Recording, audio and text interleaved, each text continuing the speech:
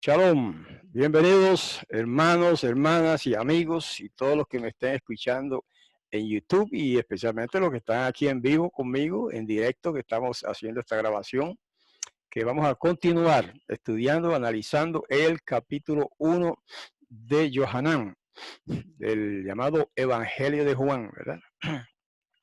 Ya hemos cubierto, me parece que la mitad en la primera parte y hoy espero terminar la segunda parte.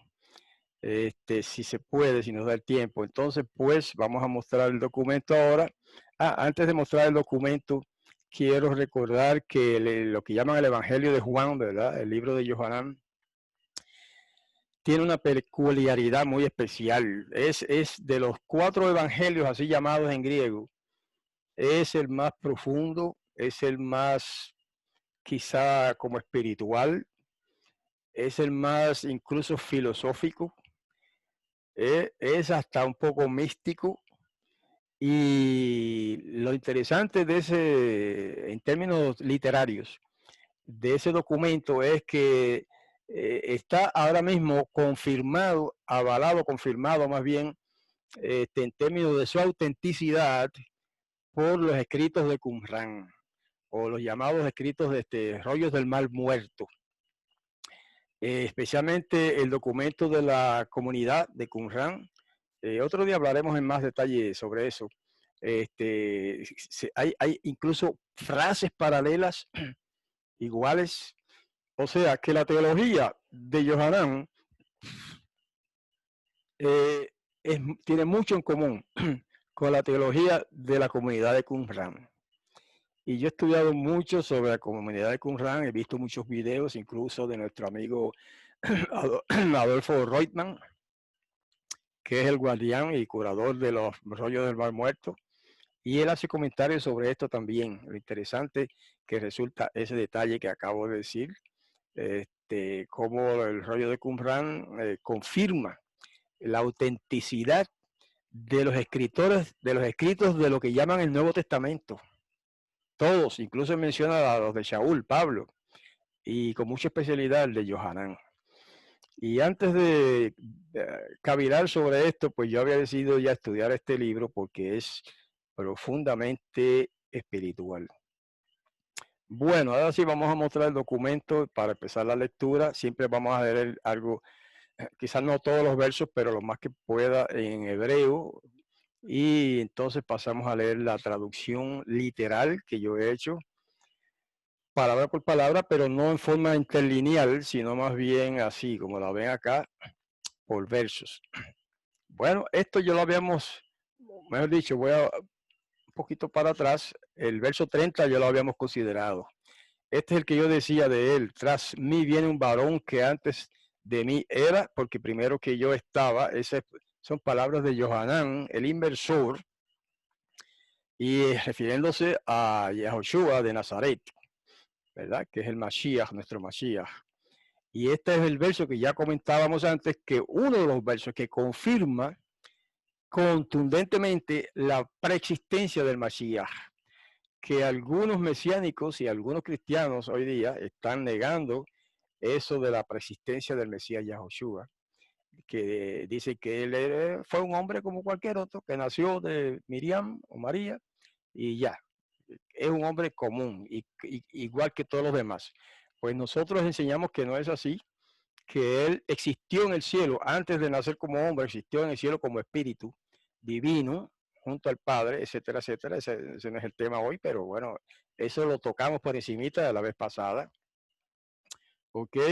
Y este es el verso que acabo de leer, de repetir, pues es uno de los que confirma eso. Porque si alguien dice, no, pero es que quizás se refiere a que estaba antes que él porque nació antes que él aquí, allá en la tierra de Israel.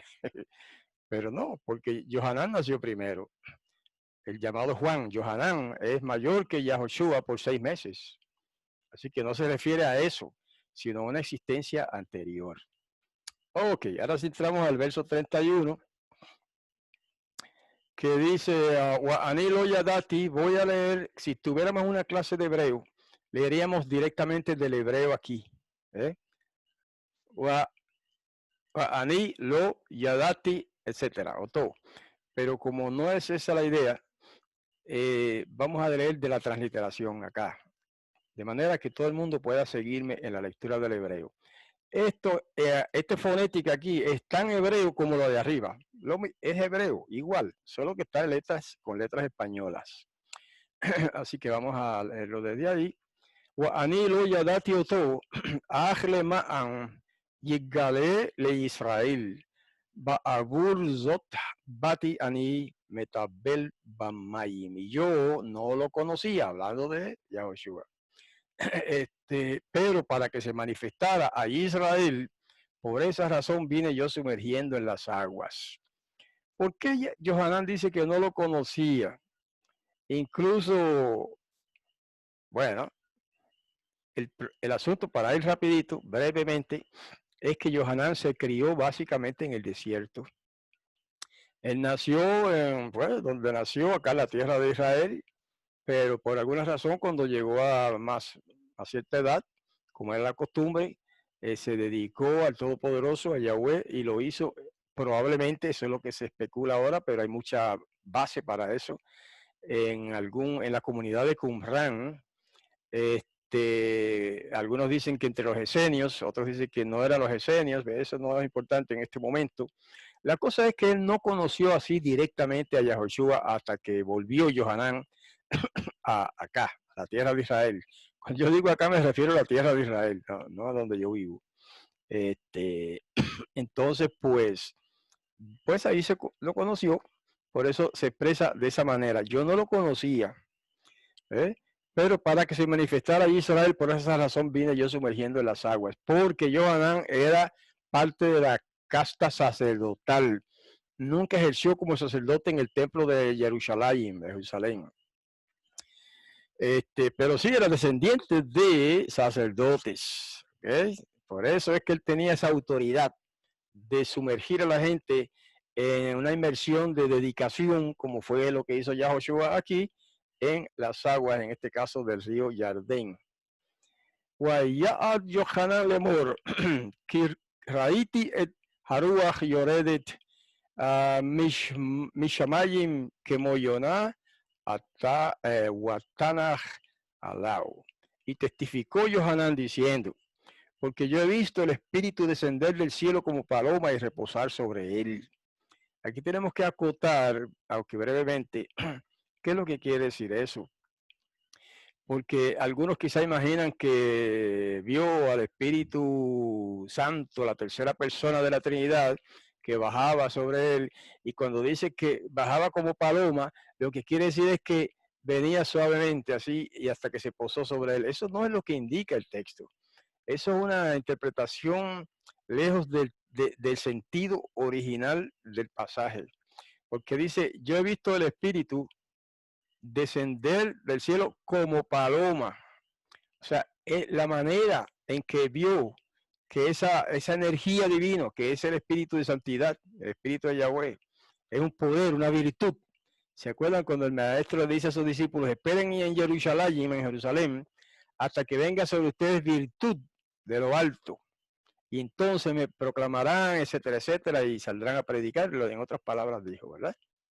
A eso se refiere, a esa virtud, a ese poder. Lo que pasa es que era algo visible.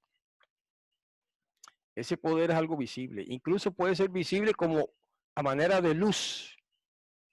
¿Ok? Y se ha visto, o hay cierta evidencia de esto que estoy diciendo, que en ocasiones, por ejemplo, en el Sinai, el Espíritu de Yahweh también se manifestó allí como en forma de fuego y de luz en otros pasajes. Se manifestaba como en forma de luz en el Mishkan, en el santuario, etcétera. Así que es más bíblico y más sencillo entender que lo que él vio fue esa luz que bajaba del cielo, o algo que parecía una paloma, y venía y se postraba sobre el maestro Yahoshua, el Mesías. ¿Okay? Y reposó sobre él. Eso es más o menos así en breve lo que significa ese pasaje. Vamos a ver lo siguiente. El verso 33. Wani lo yedati oto, ahasholeach oti letabel bemayim, hu amar elai al mi asher tire haruach yoredet wenaha alau zehu hametabel beruach hakodesh. Fíjense que aquí no se habla, en hebreo no se habla del Espíritu Santo. Esta palabra Ruach HaKodesh significa literalmente y precisamente espíritu de santidad, no Espíritu Santo. Para decir Espíritu Santo en hebreo, ahí tendría que decir Ruach HaKadosh. ¿Ok? Ruach HaKadosh es Espíritu Santo. Pero nunca se dice así en las escrituras hebreas. Siempre se dice Ruach HaKodesh. ¿Ok? O sea que no es un adjetivo, Kodesh, es un sustantivo. Hakadosh es el adjetivo. Yo no lo conocía, pero el que me envió a sumergir en agua, ¿quién sería ese? Obvio, el Padre, Yahweh.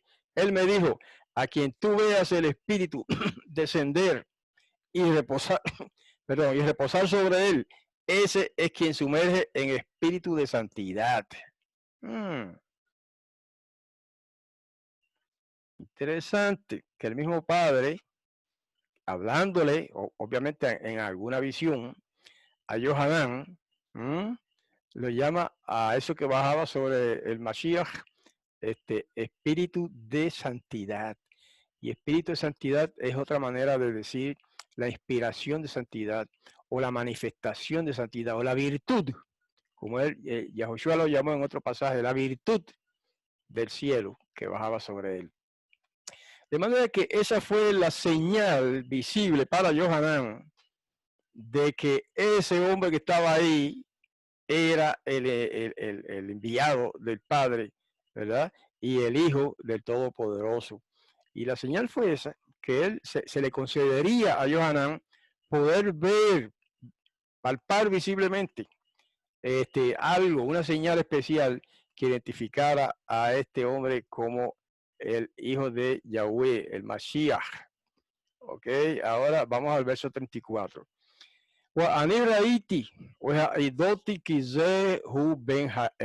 Y yo he visto, aquí habla Yohanan, el llamado Juan el Bautista, ¿verdad? Yohanan Hamadbil se dice en hebreo, y se traduce más correctamente como Yohanan el inmersor. Y yo he visto y he testificado que este es el Hijo del Todopoderoso. ¡Wow! O sea que Yohanan, el último profeta de lo que llaman la antigua alianza, capten bien esto, lo voy a decir en lenguaje cristiano, para que algunos cristianos que yo sé que me están escuchando, pues lo relacionen más fácil. El último profeta del Antiguo Testamento, como llaman los cristianos, ¿verdad? Lo correcto es decir el antiguo pacto o la antigua alianza. Pero bueno, el último profeta del Antiguo Testamento no fue Malaquías, fue Yohanan, Juan el Inmersor, Juan el Bautista, como lo llaman los cristianos. Él nació bajo la antigua alianza. La nueva alianza no se inauguró sino hasta cuándo. Cuando Yahushua muere en el Gólgota, que tampoco fue en el Calvario, como dice la versión española que dice el Calvario, eso viene del latín. El latín, la Vulgata latina es la que introduce palabras como esa. Calvarium, no hay ningún lugar, busquen en Israel, ¿qué lugar hay que se llame Calvario? No lo es, no existe.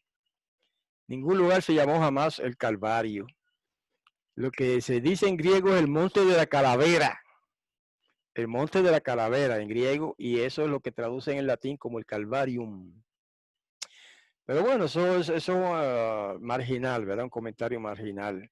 La cosa es que este profeta, Yohanan, fue el último profeta de la antigua alianza o del antiguo pacto, y también fue el primer profeta del nuevo pacto, porque aunque no, el nuevo pacto se inauguró con la muerte del Masías, pero Yohanan estaba ahí. Yohanan, aunque después como que prácticamente desaparece de la escena, una vez que Yahushua sale a escena pública a predicar, pues Johanán, pues no es que desaparece, pero quiero decir que pasa a un segundo plano. Por eso él dijo, a él le conviene crecer y a mí menguar. ¿Se acuerdan de esas palabras, verdad? Está en otro pasaje en Johanán. Pero eso muestra que Johanán estaba también durante el ministerio de Yahoshua, estaba activo y fue un profeta también del nuevo pacto o de la nueva alianza, como también de la último profeta de la antigua alianza. Ok, vamos a la siguiente página. Verso 35. Beyom Hamajorat Amad, Od Yohanan Ushenayim, Mitalmidau. Al día siguiente estaba otra vez Johanán y dos de sus discípulos. Voy a hacer un paréntesis para hacer una acotación gramatical. Esta terminación en hebreo, Talmidau, significa sus discípulos. Esa terminación, au, significa su, de él. En este caso del Mashiach. Pero que también, aunque yo siempre lo escribo con W, también se puede pronunciar como V. Para que estén claros de que no es que los que lo pronuncian con V están mal o yo estoy mal porque lo pronuncio con W. Todo es lo mismo. Me refiero, las dos posiciones son la misma. Se puede decir Talmidau y se puede decir Talmidav, como con V de victoria. Talmidav, perfecto. De hecho, así se dice en hebreo moderno. Pero en hebreo antiguo se decía Talmidau. Bueno, pues al día siguiente estaba otra vez Johanán y dos de sus discípulos. ¿Es al día siguiente de qué? De esa presentación que hizo Johanán del Mashiach de Israel, presentación pública y la inmersión. Entonces, al día siguiente estaba otra vez Johanán y dos de sus discípulos, eso continúa. Habitó el Yeshua vegetal se alejó Wayomer Hine Seja Elohim y vio a Yeshua que pasaba y dijo, he aquí el Cordero de el Poderoso, o Cordero de Elohim, o podríamos traducir como la palabra Elohim tiene artículo, Ha Elohim, podríamos traducir aquí el Todopoderoso, y es una traducción, viene siendo casi lo mismo, pero un poco más enfática. Así que Johanán no solo sumergió al Mashiach en símbolo de su dedicación al ministerio y al sacerdocio, sino que también lo proclamó públicamente. Este es el Cordero. Cuando se dice aquí, es lo mismo que decir, este es el Cordero del Todopoderoso. Y cuando dice el Cordero se refiere obviamente al Cordero, quizá a varios corderos, pero el Cordero principal que se aplica a la salvación del mundo es el Cordero que se sacrificaba todos los días por la tarde, a eso de las 3 de la tarde. Eso es bien significativo, hermano, analicen eso. El Cordero de Pesach también se representaba al Mashiach, pero el Cordero de Pesach representaba al Mashiach como redentor de Israel, ¿ok? Mientras que el Cordero que se sacrificaba todos los días por la tarde representaba al Mashiach como redentor del mundo. Eso es lo que mucha gente no ha entendido hasta ahora. Y claro, no me pide evidencia porque habrá que presentar un tema amplio y profundo sobre ese detalle nada más, pero eso no es mi propósito ahora, ¿verdad? La cosa es que en este caso, Johanán fue el precursor del Mashiach, preparó el camino de Yahweh, porque el Mashiach es el camino de Yahweh. Y el profeta decía que, Yeshayahu, Isaías, que enviaría uno a proclamar, a preparar el camino de Yahweh en el desierto. Y ahí eso se está cumpliendo al pie de la letra. El camino de Yahweh es Yahoshua. Así que cuando él dijo, yo soy el camino, la verdad y la vida, estaba diciendo la verdad, obvio. ¿Ok? Y eso es lo que era el camino de Yahweh. Y ese camino lo preparó Johanán. Y lo escucharon dos discípulos hablar y siguieron tras Yeshua o Yahoshua. Acuérdense que dije al principio que nosotros entendemos que el nombre original del Mesías fue Yahoshua. Y hay evidencia para eso, lo hemos demostrado en otros temas. Pero como este autor usa el nombre arameo, que es Yeshua, la forma aramea de Yahoshua es Yeshua, pues está bien, por respeto a él seguimos esa lectura, ¿verdad? Por respeto al autor de esta traducción, de esta versión hebrea, que es Ezequiel Margoliouth. Pues usamos Yeshua, pero quede claro que nosotros favorecemos más la forma original antigua, Yahoshua. Ok, así que fíjense qué pasa aquí. Johanán tenía una escuela, porque en aquellos tiempos esa era la costumbre. Un profeta o un maestro, no tiene que ser profeta, un maestro, un rabino, empezaba a enseñarle al pueblo y formaba una escuela. En aquellos tiempos muy antiguos no había ese concepto de iglesia, de una congregación que se reunía. No, cada maestro tenía una escuela. Bueno, no, quizás no cada maestro, pero muchos de los maestros antiguos tenían una escuela. En este caso, Johanán tenía una escuela de discípulos que estudiaban con él las escrituras y las profecías, y de discípulos que lo seguían a Johanán. No era cualquier cosa entonces, no era un profeta solitario, era un profeta con una escuela, como la tuvo Eliyahu, que tenía una escuela de profetas, ¿eh? Y su discípulo Elisha, conocido como Eliseo, por culpa del griego, y eso era común en aquellos tiempos, hermanos. Así que Johanán tenía su grupo de discípulos. No se sabe cuántos, pero era un grupo. Por eso aquí habla de dos de ellos que oyeron a hablar a Yahoshua y oyeron hablar a Johanán acerca de Yahoshua, el Mashiach, y siguieron tras Yahoshua. Entonces se cambiaron de escuela. ¿Ven que eso no es problema, hermanos? Aquí ha pasado algo similar en estos tiempos modernos. Yo tengo mi escuela de estudiantes que estudian conmigo las escrituras, la Torá y otros, ¿verdad? Otros temas, otros escritos más bien, no solamente la Torá. Y, y hay otros maestros por ahí que enseñan la Torá también y son buenos. O sea, no tengo nada que decir en contra de nadie. Hay otros maestros en internet incluso que son buenos y enseñan correctamente la Torá y puede que tengamos unas diferencias de enseñanza, pero eso no importa. Y tienen discípulos. Y algunos de sus discípulos se han mudado y se han venido acá con nosotros a estudiar. Y es probable, aunque yo no lo sepa, que algunos de los que estudian conmigo o han estudiado conmigo se han mudado a otro maestro. ¿Eh? Y eso no es ningún problema. no, no, no peleamos por eso. Eso aprendemos también del sistema antiguo hebraico de maestros, cada cual con su grupo de discípulos. Y todos enseñando básicamente lo mismo. Siempre habría alguna diferencia, pero no era para divisiones, para causar divisiones. ¿Okay? Así que estos dos discípulos dejaron a Johanán como maestro y siguieron a Yahoshua. Vamos al verso 38.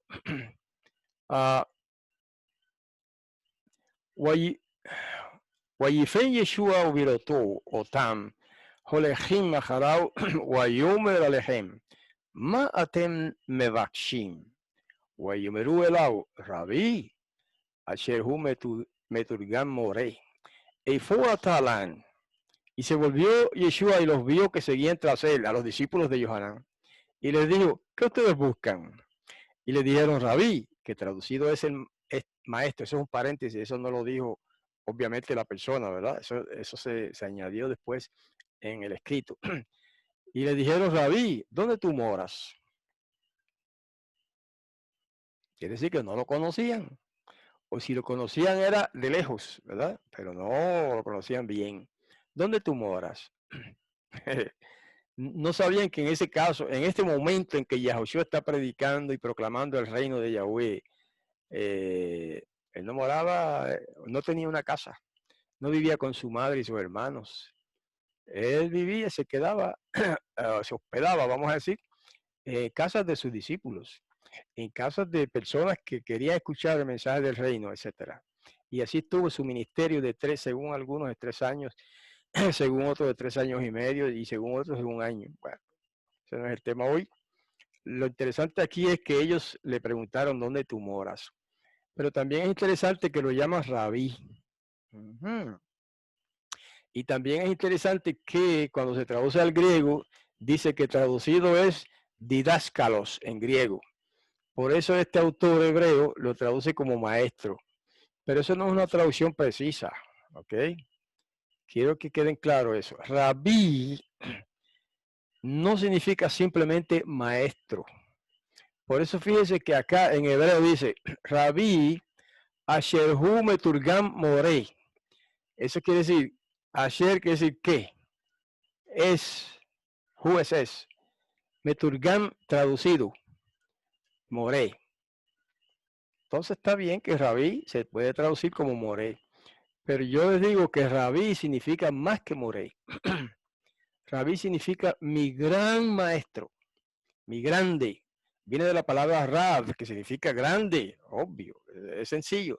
La palabra Rabí viene de Rab, en hebreo significa grande. También puede significar mucho, según de lo que esté hablando, ¿verdad? Si habla de persona, pues está grande. Así que sería hasta un poco más exacto decir que Rabí traducido es gran maestro. ¿Dónde tú moras? Bueno, entonces en el verso 39 dice, Wayomer Alejem, Bo'u Ureu, Wayabo Wayiru Efo Hulan, aquí debe irle mayúscula.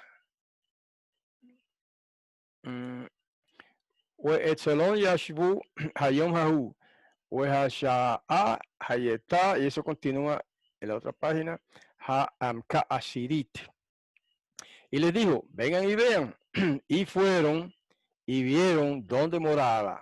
Y se quedaron con él aquel día. Y la hora era como la 10ª. ¿Ok? Así que no piensen que donde él moraba era que estaba en la casa de su mamá y su papá, etcétera. No. O sea, en aquel tiempo se acostumbraba, cuando un misionero judío salía así a ser discípulos y a formar una escuela, él se separaba de su hogar, digamos, natal, y se quedaba en cualquier lugar donde le daban hospedaje.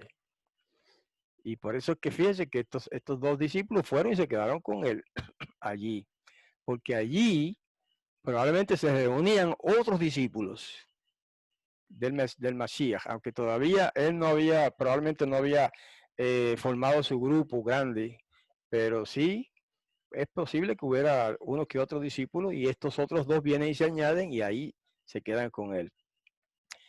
Y la hora era como la 10ª. Bueno, verso 40. ויהי אנדריאס אחי שמעון פטרוס אחד מן השניים אשר שמעו מאת יוחנן והלכו אחריו. Y era Andreas, hermano de Simón Petros, uno de los dos que oyeron de Yohanan y se fueron tras él. Aquí hay algo raro.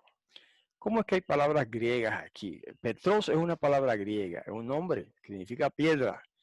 Y ese fue el nombre que Yahushua le añadió a Simón. Pero lo interesante es que en lo que llaman el Nuevo Testamento arameo, esto es importante, en la versión aramea del así llamado Nuevo Testamento, vamos a decir de los escritos apostólicos, o más específico de Yohanan, el libro de Yohanan, dice, se le llama Shimon Kefa. Shimon Kefa. Eso está en la Peshita. La Peshita es lo mismo, el mismo Nuevo Testamento, entre comillas, pero en arameo, en lugar de griego. Y esa recensión o esa familia de manuscritos arameos es más antigua que la familia de manuscritos griegos que se ha preservado, ¿verdad?, en la iglesia, en las iglesias. ¿Por qué menciono esto? Esto es importante, hermanos, para entender por qué se usan esos nombres a veces en griego y a veces en arameo. En este mismo escrito a veces se usa Kefá también. Lo que pasa es que después lo traducen al griego y le llaman Petros. Ahora, fíjense aquí, este es uno de los discípulos, Andrés. ¿Y por qué lo llaman Andreas? Eso es perfectamente un nombre arameo. Según otra evidencia, el llamado Andrés, en griego, Andrés es una forma griega del nombre. En arameo se llama Andrea. Y aquí le añaden la S como hacen en el griego también para identificarlo con el griego. Pero este hombre se llamaba Andreas, vamos a decir, que ya una vez que le añaden la S. Sin embargo, es un nombre masculino. En arameo, los nombres que terminan en A no son femeninos, como pasa en hebreo y como pasa en español. Hay que entender eso. Kefa, por ejemplo, Kefa significa piedra. Y es el nombre que Yahoshua le añadió a Simón. Simón Kefa, pero es masculino Kefa, aunque parezca femenino. Eso mismo pasa con la palabra Andreas. Ok, y era Andreas, hermano de Simón Petros, uno de los dos que oyeron de Johanán y se fueron tras él. Así que Simón Petros fue el otro, ¿verdad? Y Andrés, como dicen en griego, o Andreas, como dice en arameo. Vamos al verso 41. Humatza Barishona et Simón Ahiu, Wayomer Elau, Matzanu et Hamashiach, Asher Humetergan Christos, o Christos. Él halló primero a Simón su hermano y le dijo, hemos hallado al Mashiach, que traducido es el ungido. Y usted preguntará, ¿y por qué usted no puso aquí en español el Cristo? No, porque entonces no estoy traduciendo. Para traducir la palabra Christos, que es griega, si la quieres traducir al español, es ungido que se dice. ¿Ok? Y el problema con dejar los títulos como están en griego es que mucha gente cree, casi prácticamente la cristiandad entera, cree que Cristo es el nombre de ese hombre. No, nunca ha sido ese su nombre. Su nombre es Yahoshua original, Yeshua en arameo, y si lo quieren griegos, Jesús, pues ese sería el nombre. Christos es un título que significa el ungido. Y por eso hemos traducido aquí Mashiach, que significa el ungido. Ahora, en griego significa Christos. Pues, ok, pero eso es griego, pero aquí estamos traduciendo al español. Por eso hemos traducido, que traducido es el ungido. Y hay otras versiones que hacen esto también, no solamente la mía. Verso 42. Guayabé, un momentito, déjame checar el hebreo otra vez. Sí. Guayabé todo el Yeshua. Ubehavit bo Yeshua Wayomer. Atahu Shimon Ben Yonah. Atati Krekefa. Ahí está lo que le decía. Asher Hume Turgan Petros. Aquí está lo que le decía hace poco, mira. Y lo llevó a Yeshua, a su hermano. O sea, Andreas llevó a su hermano Shimon a Yeshua. Y lo llevó a Yeshua. Y lo vio Yeshua y dijo, tú eres Shimon, hijo de Jonah. Tú te llamarás Kefa, que traducido es Petros. Eso es lo que dicen en hebreo, ¿verdad? Míralo aquí, Petros. En ese caso yo no lo traduzco porque sonaría demasiado raro decir que traducido es piedra. ¿Se puede traducir? ¿Eh? Tú eres Shimón, hijo de Jonah, tú te llamarás Kefa, que traducido es piedra. O peña. Eso sonaría bien, Peña, porque ahora mismo en español hay personas que se llaman Peña, pero como apellido Peña. Yo tuve un amigo muy bueno que se llamaba de apellido Peña. De momento se me escapa el nombre. Orlando Peña. Era un poeta cubano, tremendo. Ya murió. y fue mi amigo y se llamaba Orlando Peña. Entonces esa palabra Peña en griego sería Petros y en arameo Kefá. Aquí tenemos otra evidencia, hermanos, de que Yahoshua hablaba hebreo y arameo. Y en este caso, como el arameo era más común que el hebreo, porque ambos idiomas se hablaban en el siglo I, pero el hebreo se usaba más para el discurso religioso y el discurso bíblico, cuando se hablaba de la Biblia y eso. Pero cuando el discurso común y corriente de negocios y demás, se usaba el arameo. Kefá es una palabra aramea, eso no es hebreo. ¿Ok? Entonces lo que iba a decir es que este caso en que Yahoshua dice, tú eres Shimón, eso es un nombre hebreo puro. Tú eres Shimón, hijo de Jonás, nombre hebreo puro. Tú te llamarás Kefá. O sea, que de ahora en adelante te vamos a conocer como Shimón Kefá. Kefá significa piedra en arameo. Y Petros significa piedra en griego. Y si tradujéramos, tú te llamarás Kefá, que si traducido es piedra, pues estaría bien. Solo que suena un poco extraño y preferí no usar esa palabra. De todos modos, en esta traducción usa el griego Petros. Ok. Vamos al verso 43. Umim majorat ratzah Yeshua lacet el Hagalil. Wayimsa et Pilipos Wayomer elau. Lech achrai. Al día siguiente, quiso Yeshua partir o salir para el Galil, que es una región que se llama el Galil. No es Galilea, un momentito. No es Galilea como traduce las versiones españolas. Esa región se llamaba Galil, el Galil. Y la palabra Galil es masculina. Al día siguiente quiso Yeshua partir para el Galil y halló a Pilipos y le dijo, sígueme. Otra evidencia o indicación del lenguaje hebreo. Felipe, es como se ha traducido Pilipos al español, Felipe. Pero en hebreo es Pilipos.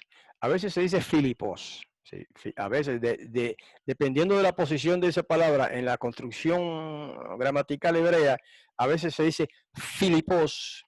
Es la misma letra P, pero a veces se pronuncia P como en Pilipos y a veces se pronuncia F como en Filipos. Ya eso es cuestiones técnicas de la gramática, ¿verdad? La cosa es que halló también a Pilipos o Felipe y le dijo, sígueme.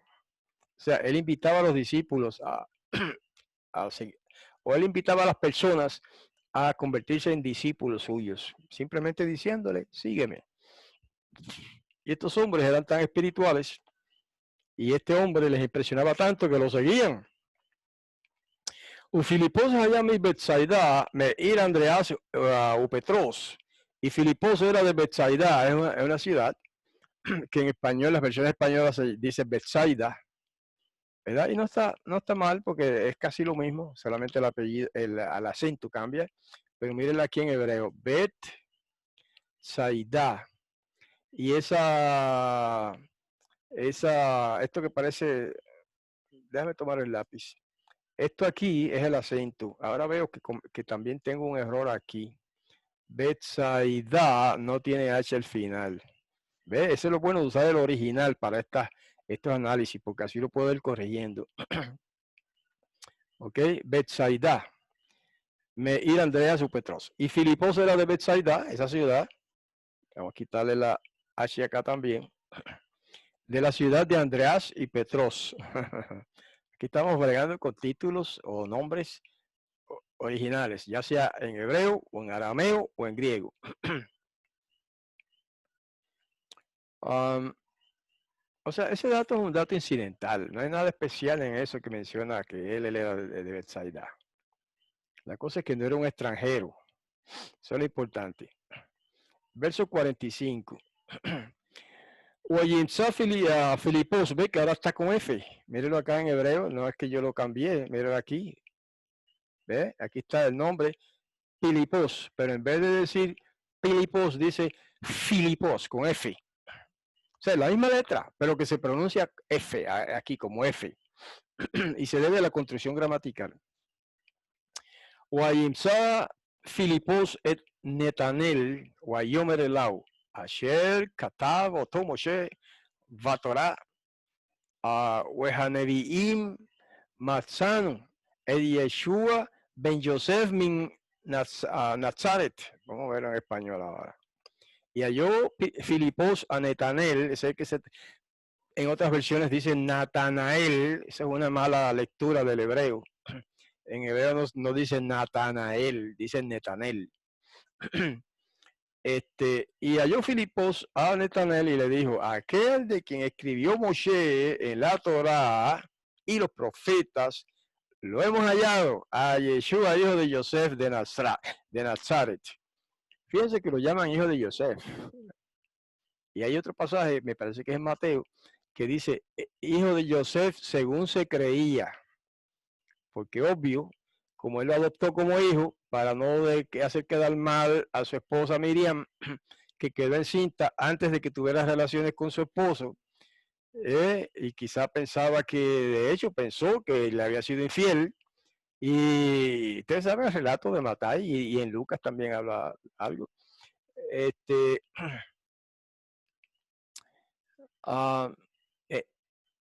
Entonces, pues, el ángel, tuvo que venir un ángel a decirle, no, ella, eso que tiene en su vientre es del espíritu de santidad, o sea, el espíritu de Yahweh vino sobre ella, etcétera, ya esa es otra historia, y por eso él lo adoptó como hijo, y por eso aquí lo llaman hijo de Yosef de Nazaret, o sea, que era hijo de Yosef, pero adoptivo. Aunque eso es un tema de sí mismo amplio y profundo, ¿verdad? Pero lo tocamos aquí incidentalmente. El verso 46. Wayomer elau Netanel, Hamim Nazaret Yuchaliyot Eze Tov, Wayomer elau Filipos, a Filipos, y le dijo Netanel, ¿de Nazaret puede haber algo bueno? Y le dijo Filipos, ven y ve, invitando, una invitación sencilla, ven para que veas. Wayar Yeshua Netanel va era Wayomer alau Hine be'emer Yisraeli asher en Mirmabo, y vio Yeshua a Netanel venir a él y dijo de él, he aquí en verdad un israelita que no hay fraude en él. Eso se puede traducir de varias maneras, ¿verdad? No quiere decir que otras traducciones están mal, ¿no? Hay varias maneras de traducir esa parte. Otros dicen que no hay engaño en él y otras que no recuerdo ahora, lo traducen diferente. Pero aquí lo hemos traducido así. Un israelita en que no hay fraude en él. Entonces, él se sorprendió de eso. ¿Eh? Porque Yahushua se supone que no lo conocía. Y vamos a decir que humanamente no lo conocía, pero él tenía la inspiración del cielo. Entonces ahí dice, Wayomer, el verso 48, Wayomer elau Netanel, ¿me hay en atallo de Aoti? Es una pregunta. Wayaan Yeshua Wayomer elau, Beterem karaotja Pilipos, Billotja Tajat Hateena Raditi Otaj. Le dijo Netanel, ¿de dónde tú me conoces? Y respondió Yeshua y le dijo, antes de que te llamara Pilipos, estando tú bajo la higuera, yo te vi. O sea que Yahushua lo vio de lejos y supo quién era. O sea que ya se muestra, aunque de una manera un poco, digamos, velada, un conocimiento especial, un conocimiento sobrenatural de las personas. Más tarde ese conocimiento se manifestó de una manera extraordinaria, cuando incluso leía los pensamientos de las personas, ¿verdad? Cuando hablaba con los fariseos y eso, en otros pasajes. El verso 49. Wayaan Netanel Wayomer elau, Rabí, Atahu Ben Elohim, Atahu Melech Israel. Estaba sorprendido el hombre. Y respondió Netanel y le dijo, Rabí, tú eres el Hijo del Poderoso. Tú eres el Rey de Israel. Una afirmación categórica, en cierto modo profética, inspirada por el Padre Celestial, por el Todopoderoso, esa afirmación. Tú eres el Hijo del Poderoso, tú eres el Rey de Israel, pero motivada también por el hecho de que Yahushua demostró que sin conocerlo así literalmente, supo quién era. Dice, si yo te vi allá cuando estabas debajo de la higuera, pero mostró, aunque digamos limitadamente, un conocimiento especial. Ok, verso 50. Wayaan Yeshua Wayomer Lao, Yaan Amarti, Reiti Otja, Tajat Hate Ena, Atama Amin, Gedulot Me Ele Tire. Y respondió Yeshua y le dijo, por cuanto te dije que te vi bajo la higuera, ¿tú crees? Cosas más grandes que esta verás. Y así fue. Cuando uno lee todo el libro completo y otros escritos como Mateo, Marcos y Lucas, entonces ve que cosas más grandes que esta vieron sus discípulos, milagros de todas clases, incluso sanidad de enfermos, de leprosos, incluso resucitación de muertos o resurrección de muertos que efectuó el maestro. Se mencionan un par de ellas, pero hizo muchas más de las que se mencionan en los llamados evangelios, ¿verdad? Así que fueron cosas muy grandes que vieron esos discípulos. Con razón, hermanos, fueron fieles a ese mensaje y a ese personaje hasta la muerte, que muchos de ellos murieron como mártires, ¿verdad? Asesinados por el gobierno romano, ¿no? Y por el gobierno judío de Judea. También algunos, ¿verdad? Fueron asesinados. Así que, ¿por qué se dejaban matar? Bueno, porque sabían que no estaban en un error, sabían que no estaban siguiendo a un hombre común y corriente, sabían que estaban siguiendo al Hijo del Todopoderoso, Yahweh, que se llama Yahoshua en hebreo y Yeshua en arameo. Ok, verso 51. Wayomer elau amenan ani omer lachem meatatiru el hashamay et hashamayim petuchim Malaje Elohim Olim Weyordim al Ben Adam. Y les dijo, verdaderamente les digo, desde ahora verán los cielos abiertos y los mensajeros del poderoso subiendo y bajando sobre el Hijo del Hombre. Wow. Esa fue una profecía para el futuro, ¿verdad?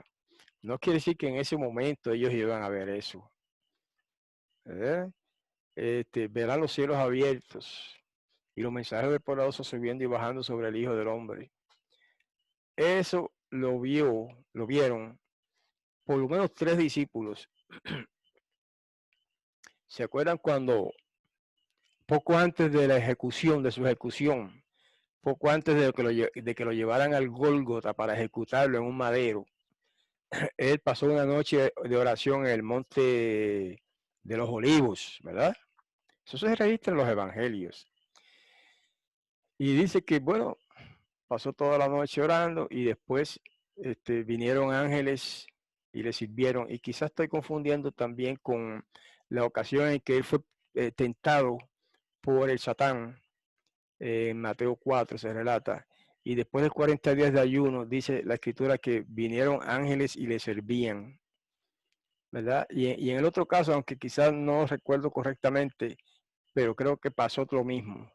Y ellos vieron eso.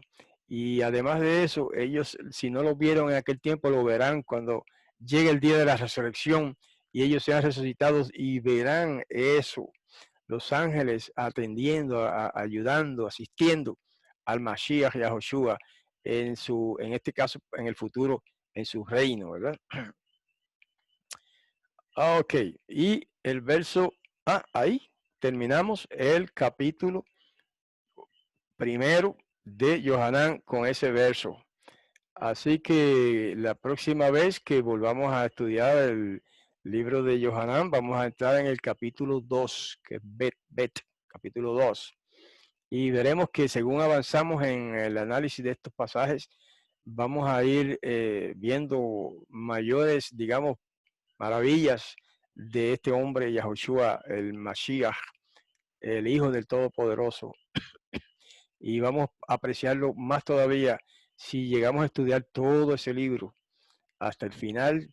Es un libro precioso, repleto de espiritualidad, repleto de mensajes del cielo para la humanidad y para el pueblo hebreo también, y más que eso, para la humanidad. Así que con esto me despido de los hermanos que nos están viendo en YouTube. Seguiremos un rato más con los que están aquí de manera presencial conmigo, ¿verdad? En la sala de Zoom. Y entonces, para los demás, pues, me despido hasta la próxima semana. Shalom.